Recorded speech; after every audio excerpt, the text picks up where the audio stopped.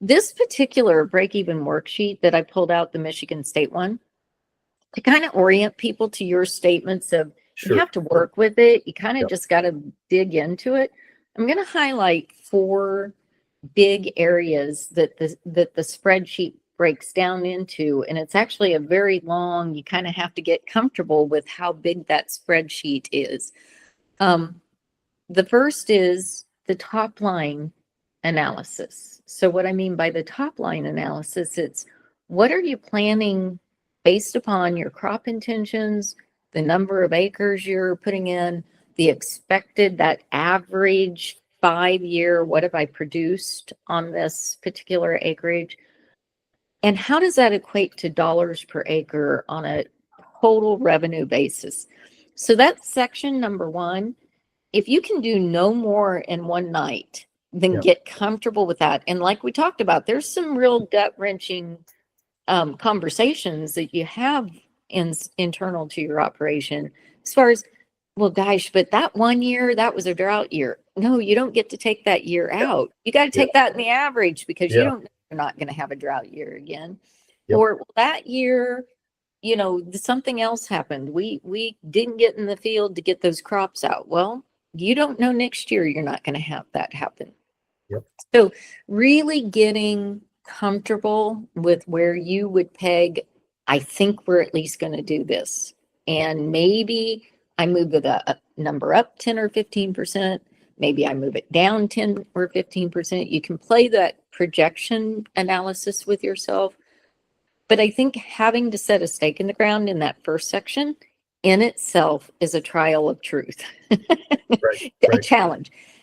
The second one is getting down to your direct costs.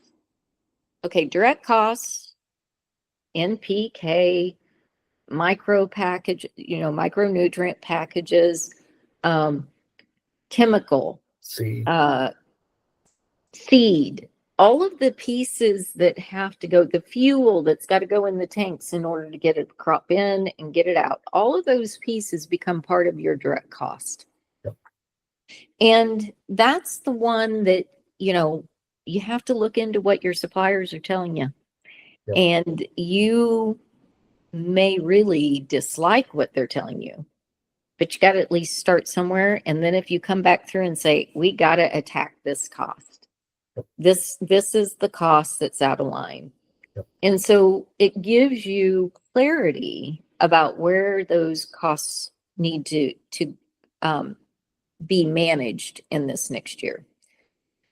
The third section is about your overhead.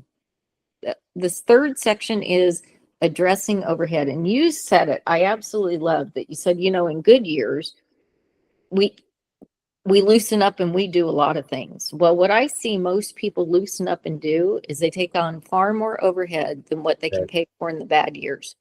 To your point, you can't get rid of it overnight, but you do have to manage it, and you have to tell yourself, if I'm going to maintain this overhead, I've got to find it somewhere else if we're going to come in paying all of our bills at the end of the year. So it becomes an ever more challenging pressure on the direct costs to really be super efficient in that section.